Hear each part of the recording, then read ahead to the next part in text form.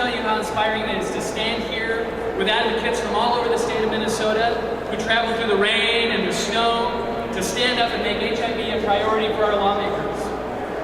This is an incredibly important year to be at the state legislature. There are many significant decisions being made that will affect people living with HIV. First of all, as many of you know, last month Governor Dayton signed into law the Minnesota Health Insurance Exchange.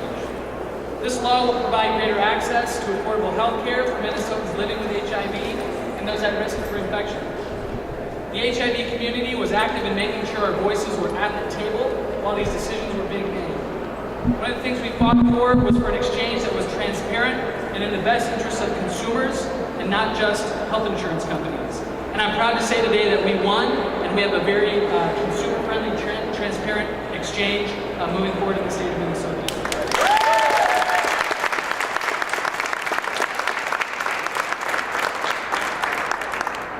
Secondly, Minnesota is facing a nearly $627 million budget deficit. And tough times budgeting is still to come. The House and Senate are proposing to cut $150 million from the Health and Human Services budget. This is a very critical time. This week and next week is when they're putting together these funding bills that will fund these HIV programs for the next 2 years. And so now is an incredibly important time for you to make your voices heard and to let them know that in these difficult decisions, that the small amount of funding that HIV receives to keep those funds protected and to keep those funds safe, because cutting those funds are a penny wise, pound foolish, and will only lead to greater disease, less prevention programs, and less care for folks who rely on those programs. And thirdly, many of you were active in the past year fighting the proposed constitutional amendment to ban same-sex marriage. Thanks to your efforts, we now stand at the crossroads of history and are so close to ensuring that all loving and committed couples have the right to get married in Minnesota. And years from now,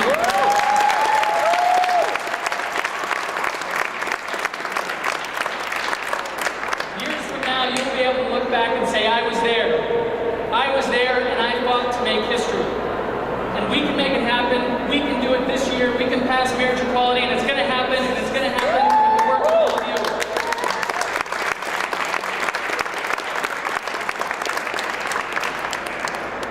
And it's really important that you know that your actions today, that being here really makes a difference. Legislators hear every day from high-paid lobbyists, from corporations and special interests. What they don't hear every day is from people like you. People like you who care enough to stand up and say, now is the time to stop HIV in Minnesota. No excuses and no exceptions. We can do it, and we can do it now. We can reach the goal of an AIDS-free generation, but only if our lawmakers make it a priority to do so. And that's where you come in. Are you ready? Yeah.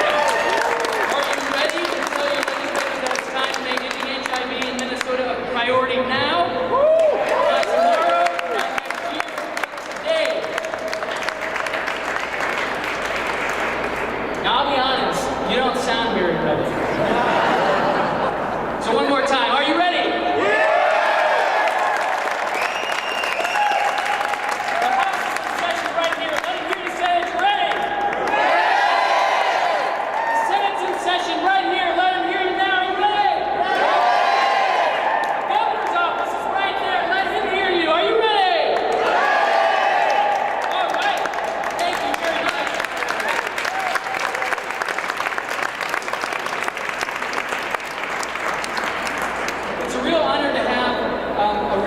Lineup of speakers for you today. It's my great honor to introduce the Assistant Commissioner for the Department of Health, Maggie Lighthizer. Commissioner Lighthizer was appointed by the Governor in March 2011 and has served in leadership roles at the Department of Health for many years, including Director of Disease Prevention and Chief of the AIDS STD Prevention Division. She served in the AIDS Division during the height of the epidemic and is responsible for creating the system of prevention and services that we have today. She's been a long-time incredible advocate for the HIV community, and we look forward to working with her for a long time to come. So please give a warm round of welcome to Commissioner Lighthizer.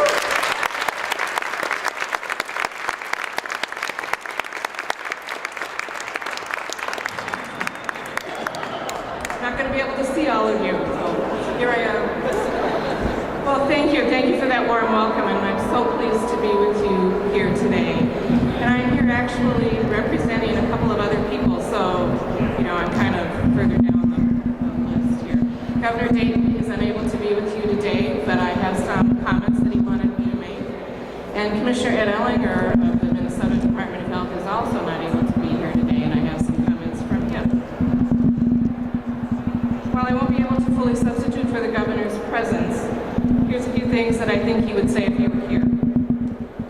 He would tell you that the MNsure Health Insurance Exchange legislation, sponsored by Senator Tony Loring and Representative Joe Atkins, puts Minnesota in charge of developing a system that will improve access to health care coverage throughout Minnesota.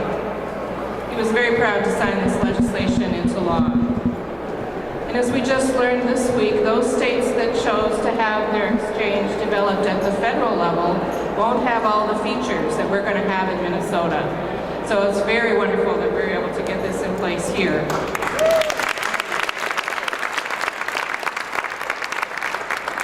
thanks to those of you who kept your legislators informed and aware of your interest in this issue. As you know, it's called MNsure. And that's one part of the Affordable Care Act that's often known as Obamacare, and in fact I understand he calls it Obamacare, that helps increase access to health care coverage. As much as 30% of HIV-infected individuals don't have health care coverage, and that's a real problem.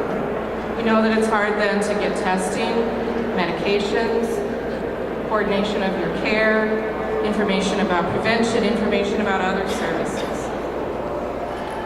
MNsure will help 1.3 million Minnesotans find and qualify for quality and affordable health insurance. And there are subsidies that help pay the cost of premiums up to 400% of poverty. That's an income for a single person of $45,960. So it's going to help a lot of people, and I hope it helps a lot of people with HIV. A couple of other changes will help the 300,000 currently uninsured Minnesotans. It gives better information for consumers about coverage. It gives more comprehensive coverage, so more things are available. It makes sure that that care is focused on prevention. And it provides the help so that multiple caregivers work together. We know there's no vaccine or cure yet for HIV. But having access to quality education, screening, and care are our most important means of keeping the spread in check.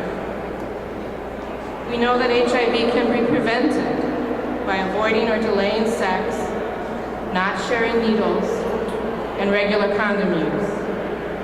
Yet in spite of that, we have almost 10,000 people in Minnesota living with HIV or AIDS. Excuse me, I got that wrong. And I need to make sure I reflect as well. We have had about 10,000 reported cases in Minnesota, and of that, 7,100 persons are currently living with HIV and AIDS in Minnesota. Apologize for getting that wrong.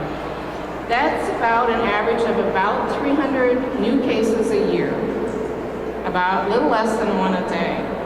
And on one hand, this is going to sound not what you expect, but on one hand, that's a number to celebrate. Because as we've moved to have more and more people living with HIV in Minnesota, we've not seen an increase in the number of new cases.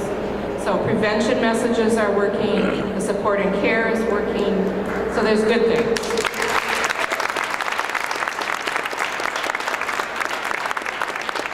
On the other hand, that's 300 new people every year, and that is a tragedy, and we all need to work a lot harder.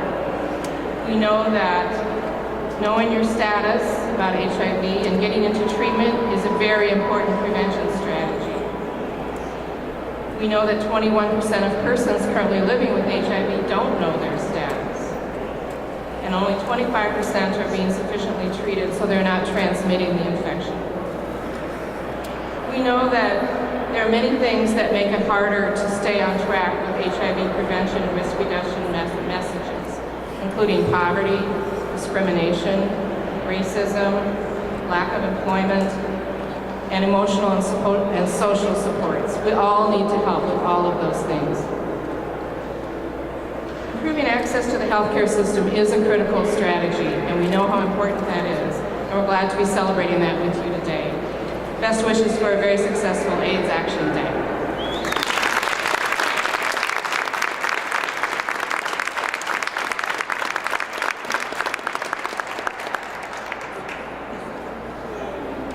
Next, it's my honor to introduce two incredible longtime advocates, the strongest voices here at the Capitol for HIV issues. They need no introduction. Senator Dibble and Representative Fairclough.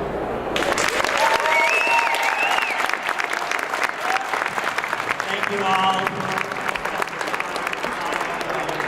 Aida has been an amazing stalwart, champion, and friend and ally inside the administration, even when things were really, really tough over the course of recent years, and I think you know who and what I'm talking about. So she has been a tremendous ally and champion. So I salute and honor Aggie Lighthizer for her years and years of service. I'm going to be very quick because the Senate is just about to go into session, and I'm going to say those things that I say to every group that comes to the state capitol. Thank you for coming here. This is your house, so welcome.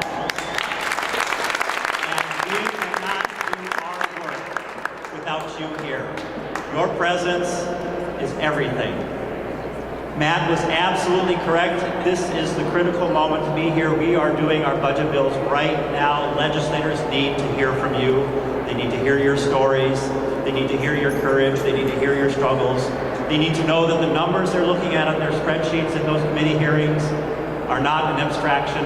They're real lives, real consequence, real opportunity. And let me thank you all individually from the bottom of my heart for the amazing work so many of you have done for so long, over so many years, putting together the Minnesota AIDS Project and all the other community-based organizations that serve people where they live with the struggles that they have.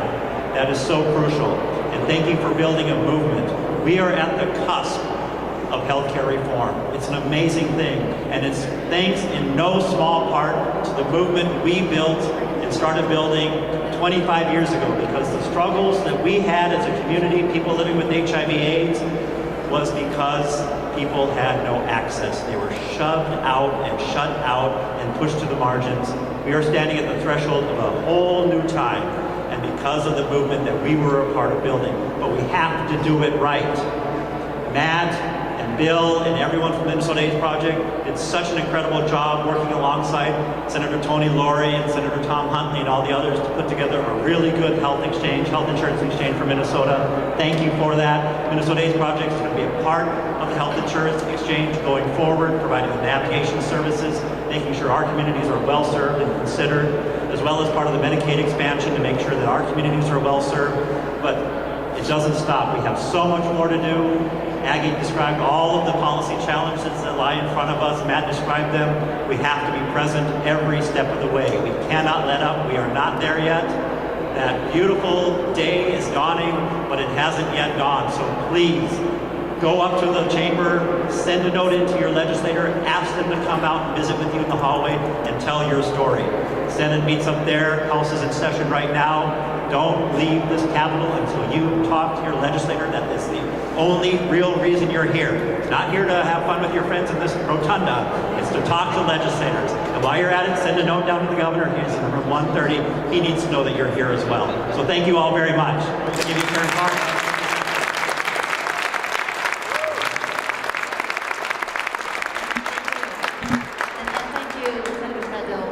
My buddy here, we wouldn't be able to do this work without the Senate and the House working together. And I am being called up to the House in a minute, but I did come down because I want to just re-emphasize a couple of points. Let me just say, first of all, I want to say you're allowed to have fun here as well as lobbyists. So if Scott wasn't clear, I'll be clear. But it's so important. The point about your being here and putting a human face on those numbers, on these stories, is just so critical. I'm going to just tell you something that some of you may or may not know. But more than 25 years ago, a woman named Carol LaFaver, a Native American woman, some of you may know her. I honor her passing a little more than a year ago now. She came, and several other people from the Minnesota AIDS Project. It was all getting started then. And leaders of the House and the Senate opened up the chambers unprecedentedly to her and to a couple of other people to do a 101 education to legislators about what is HIV and AIDS, what is it? And she told her own story. It was so powerful, both in the Senate and in the House, 2 different days, and I can tell you it just changed things. But there's more change that's needed. We've got new legislators here from 25 years ago. Not too many of us are left. I'm one of the few. But, you know, there's still people that need to hear your personal story, your example of your life and what you're doing, and the courage that you have taken is so important. Let me just tell you, I was lucky earlier today. I had 2 of my own constituents came and talked to me, and they made 2 points that I want to share with you that I'm grateful. No, I'm grateful that I was able to hear these stories. One of them that I think you all should be saying if you're not. So I was hearing about how the needle exchange, if we prevent one person from getting HIV/AIDS, we pay for the whole needle exchange program. Isn't that fabulous? Just spend the money.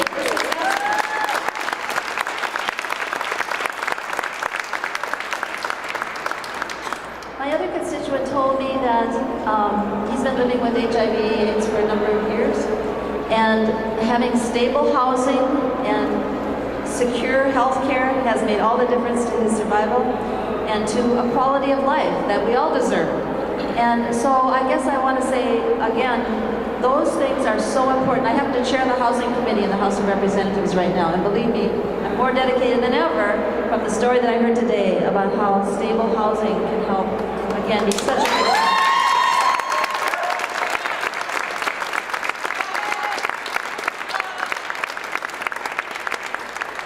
So thank you again so much for being here. You're just the best lobbyists we've ever had when you're here to tell your story. And I know it takes courage, it takes time out of your day. And as Senator Dibble said, please come up and leave us a note. We may be ending soon in the House, so you can catch us up there. But come over to our offices, if nothing else, the same thing here in the Senate. And let us know, again, how important it is that we take time to invest in the quality of life for all of our people in Minnesota, and you are very important constituents to all of us. Thank you so much.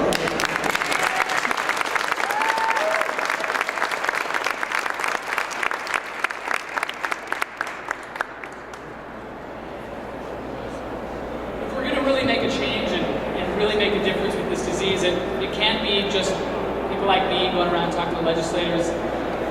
The only way to really make a real difference is to have the folks who are living with HIV speaking about what they need and what they see the issues are, and speaking from the person's perspective.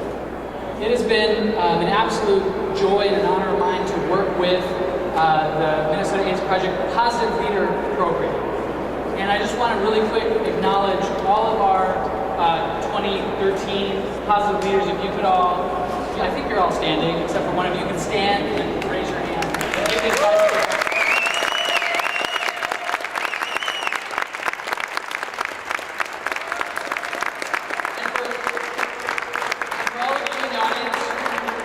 Positive leaders as well who've been part of this program. If you could raise your hand and stand as well.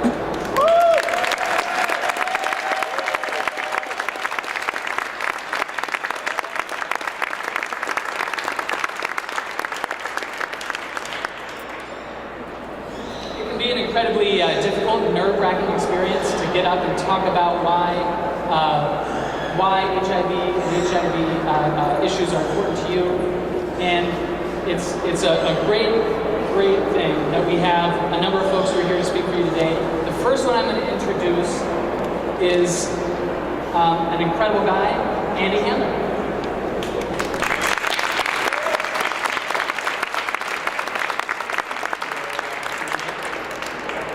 I'm a new Minnesotan, I'm proud, and I'm very hopeful. My name is Andy Handler. I live in St. Paul, and I'm here to talk to you about HIV prevention and testing. I tested HIV positive back in 1988 and known I was likely positive for a few years.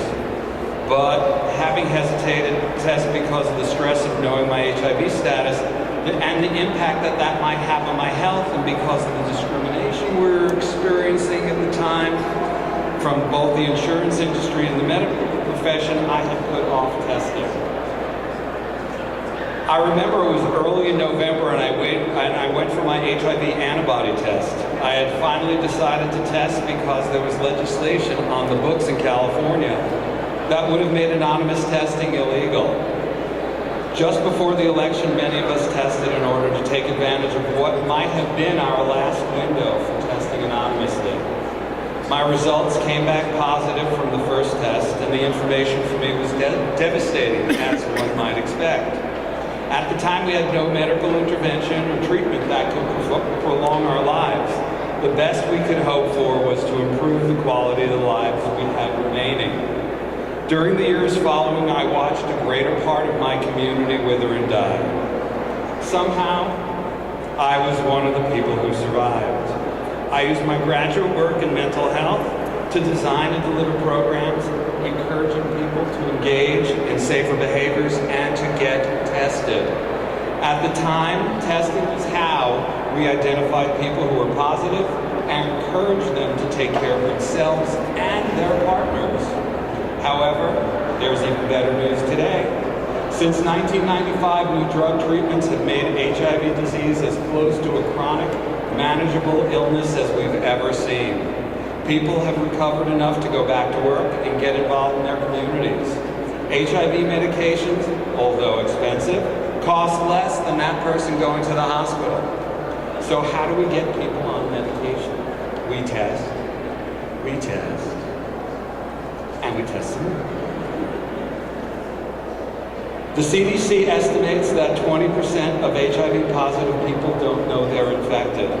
If we can identify those people and continue working with those who do know, we have a chance for them to live longer, healthier, productive lives. And remember, a person taking their HIV medication is less likely to transmit HIV to their partners. Limited federal funding is now being funneled to those states most heavily impacted by HIV.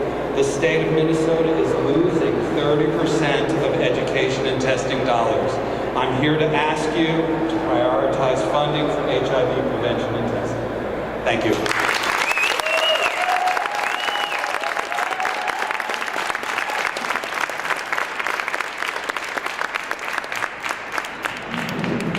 The next positive leader we have for you is Mark Warbeck.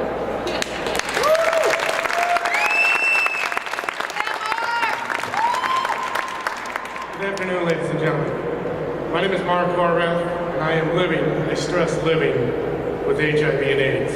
I'm here to share my story with you so you may better understand how vitally important and necessary government funding for HIV AIDS education and prevention, treatment, and research is to people like me. I was diagnosed with AIDS in September 2004 while undergoing treatment for chemical dependency. My initial reaction was to take my own life because I did not know or believe that there was any hope or chance of living a normal, happy life. The thought of a slow, humiliating death was more than I could handle. I was scared, and I had no idea where to turn or what was necessary to treat this devastating illness. Through RS Eden programs, the Minnesota AIDS Project, Hennepin County Medical Center, MNCHA, Program HH, and the Ryan White Fund, I was able to formulate a plan of action to treat my illness along with my chemical health. The last eight and a half years of my life have been nothing short of a miracle. Not only have I been able to establish a life of recovery free from drugs and alcohol, but I've also managed to make tremendous progress in managing my AIDS diagnosis. Although there have been difficult times, for the most part, I have been able to live a normal life. I'm not saying that living with HIV/AIDS is without its share of complications, social stigma, personal and emotional struggles, and uncertainty, but I am sure that I would not be alive today without the professional help I received. The help I received was not in vain. Today I have a wonderful relationship with my girlfriend of 4 years who is not HIV positive. I am a devoted and dedicated father to my 10-year-old daughter.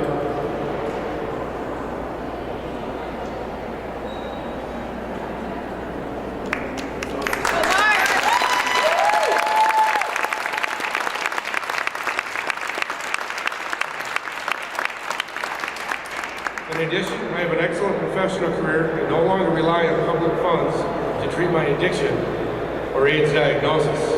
I am very involved in the recovery community by helping other addicts recover from addiction. I volunteer my time in the HIV/AIDS community. I hosted fundraising events, speak at local high schools throughout the metropolitan area on the dangers of unprotected sex and HIV and AIDS, as well as addiction to drugs and alcohol. I strongly believe that there's a direct connection between HIV and AIDS and drug and alcohol addiction. Again, the resources available to me were not in vain. Please know that all the institutions and programs I mentioned above are recipients of some type of government funding, and any cuts made to them will result in diminished resources available for education and prevention, treatment, and research towards an HIV/AIDS-free community. I believe any financial cuts would have tremendous consequences on an already critical health crisis. Without the resources available made to me at the time of my diagnosis, the potential for me at putting others at risk is extremely high.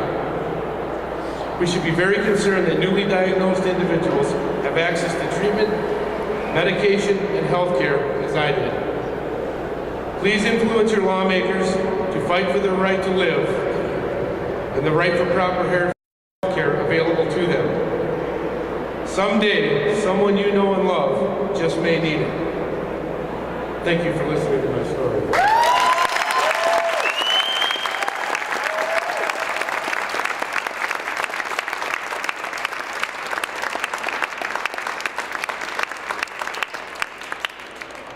Our next speaker, and someone who I'm constantly always learning new things from, Lucy McKenna.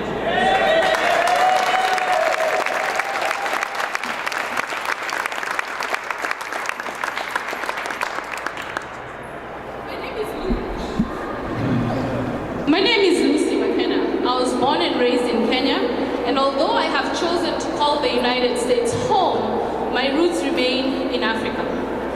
I have every intention to use what I have learned in personal development as a life coach to make a difference in the eradication of HIV stigma and discrimination. I was diagnosed as HIV positive a little over 10 years ago during a routine annual exam. I was devastated. I became depressed, and the only thing within me that came alive was my sense of worthlessness. Death felt like a really cool blanket at the time that would keep me warm. The only thing that kept me from taking my own life was the love and trust of my daughter, Aida. I've never fallen sick, not once since my diagnosis, not even the flu. And today I stand before you conscious, confident, and emotionally aware to fight back at the stigma and discrimination that continues to plague those of us who are living with this virus and the community in general. Stigma and discrimination is truly worse than the virus itself. Yeah.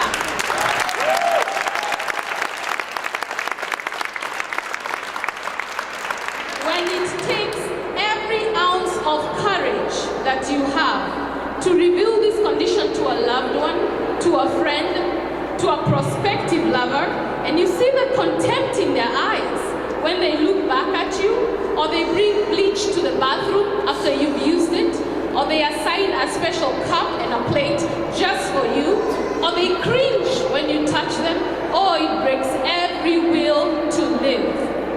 Regardless of context and causes, the stigma and discrimination is the same worldwide, whether you live in America or whether you live in Kenya. And stigma really does not only make it so difficult for people trying to come to terms with this disease all by ourselves, but it also interferes with every effort that is being done by the government to fight this epidemic. And the scariest piece of the statistics is the fact that 1 in 5 people are unaware of their infection. Stigma remains the single most important obstacle to public action, and therefore, HIV remains a silent killer among us because first it takes your self-worth, then it takes your will to fight, and finally it takes your personal physical presence. HIV is truly an equal opportunity employer. Today it's me, and in the next hour it's somebody else. Let's talk about it. Let's end the stigma, shame, demoralization, and come together as the human beings that we are.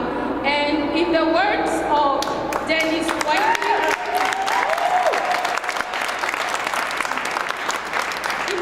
in closing, in the words of Dennis Whiteley, there are two primary choices in life: accept the conditions as they exist, or take the responsibility for changing them. I'm standing here because I'm taking the responsibility. Thank you so much for your time.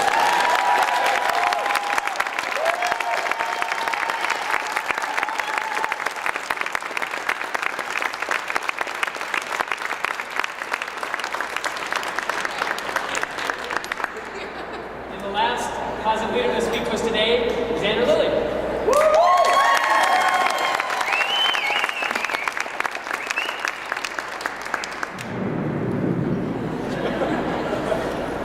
My name is Xander Lilly, and I was infected with HIV in 1999. And I have had to accept that diagnosis every day since. I am here today speaking to you because this epidemic is not over. Every day in America, someone is infected with HIV every 9.5 minutes. This equals one person every 29 hours here in Minnesota. Of the 1.1 million people estimated to be living with HIV in the United States, 1 in 5 or 20% are unaware of their infection. I have been taking 5 pills a day for over 10 years now, but that does not mean that I am well. It means that I am doing what I have to do to survive. But I want to do more than just survive. I want to bring a voice and a face to HIV. HIV is not a disease that just infects the blood in your body. It is a disease of the spirit and the soul. It breaks you down. It makes you worry. It keeps you up at night, and it makes you cry. It makes you angry, and it tries to get the best of you. It is not a gay disease or a disease of poverty, and it certainly does not discriminate. Its purpose is to do one thing, and that is kill you. I have drugs to take, I have a house to live in, and I have access to health care. But this is not just about me. This is about us. This is about us as a community taking action to secure these basic human rights for all of us living with HIV and AIDS here in Minnesota.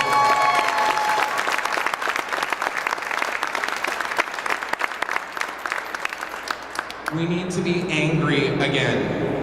We need to bring back the sense of urgency when it comes to this epidemic. People are no longer angry that this disease is here and that it is killing us. And people are looking the other way. You can take 1 pill a day now, people say. You have all seen the ads from the drug companies with the pretty pictures and how simple your regimen can be. I see every day in my work as a caregiver for Clare Housing that this epidemic is much more complicated than just 1 pill a day. So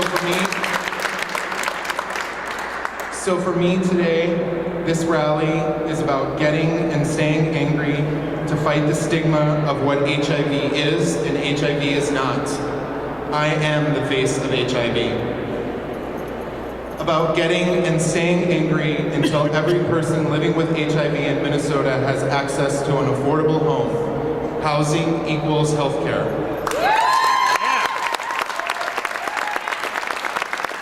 About getting and staying angry until every person in Minnesota has access to affordable healthcare to pay for the medications that make this disease manageable. About getting and staying angry until comprehensive sex education is taught in our schools so that the next generation can truly be an AIDS-free generation.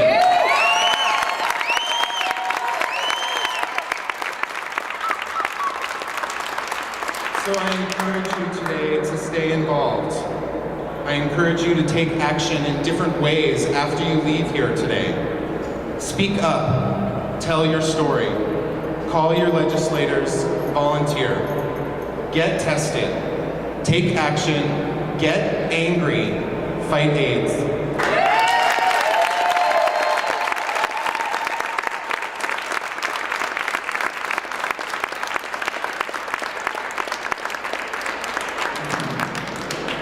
We have one last final speaker, and then we can get you back out to meeting with your legislators. Please welcome Executive Director of the Minnesota AIDS Project, Bill Tiedemann. All right. There was some tears there. That was incredible. First, good afternoon, and thank you all for being here. And I want to thank a few people first before I move on to what I think I'm just going to reiterate what everybody has said so far. It's just been an incredible lineup. First, Dr. Henry, let's thank him for an incredible presentation this morning.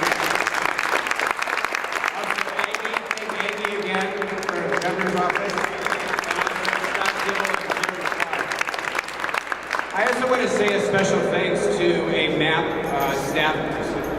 In September, actually I think it was September, October of last year, I tapped Sean Coble, our volunteer coordinator at MAP, and I said, you know, we don't have a public policy person yet. We just started our search. And we have this program called Positive Leaders, and I need somebody to help me move that forward. Or we're not going to have a great lineup for our AIDS Action Day in 2013. So I want everybody to give a round of applause to Sean for his incredible work.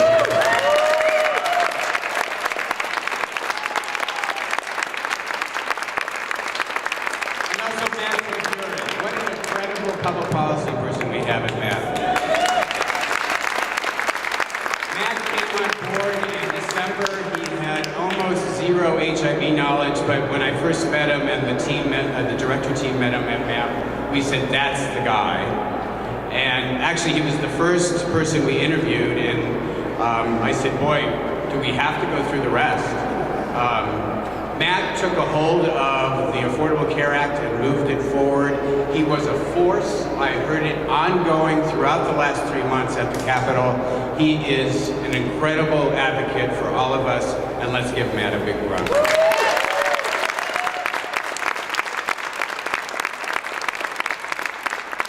So, you know, we in the HIV community have some incredible, important issues to pay attention to. Over the next few months, we're going to be, as we've heard already, we have the full implementation of the Affordable Care Act in Minnesota, and I have to tell you, yesterday I spoke with two folks, one from Ohio and one from Wisconsin. They are not doing what we're doing in Minnesota, and they are scared. So we need to give our legislators a round of applause for doing what they're doing. Because I simply don't want another cloudy crystal ball going forward. So again, the Affordable Care Act here in Minnesota, we have sequestration, what's going to happen there, the presidential budget, our state budget concerns, and our sustained incidence of HIV. And of course, the ongoing issues around discrimination and stigma around HIV.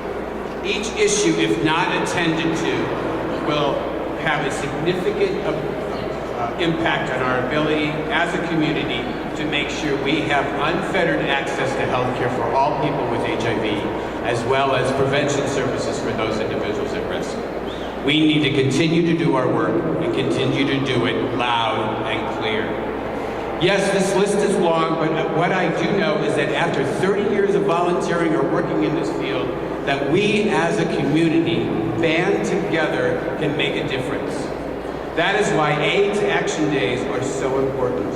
Your voice, your vision resonates in these halls. We as individuals, as a community, collectively can make a difference. Last year I stood in front of you with a vision to achieve an AIDS-free generation. We as a sector have made some incredible strides over the past year to move that forward. From a sector realignment or a community realignment project held in August where 30 leaders came together to hammer out what we need to do around the Affordable Care Act and the future of HIV services here in Minnesota, as well as the collaborative work and with our partners around constructing a health exchange that will support all Minnesotans. I am proud of our collective work, and I am proud to belong to a community that cares so deeply for all individuals, just because we care. So today I stand before you again, holding my vision, our vision of an AIDS-free generation. I know as a community, we will one day achieve this vision. So keep up the good work. Make sure you talk to the governor. Where's the governor? Where is he? Back that way. Where's the House? Back that way. Where's the Senate? All right. So let's make a continued difference in the lives of others. And when one day, when this epidemic is over, I hope that we are in this room or some big party place all together celebrating our collective work, because I know we can achieve an AIDS-free generation. So thank you so much. Thank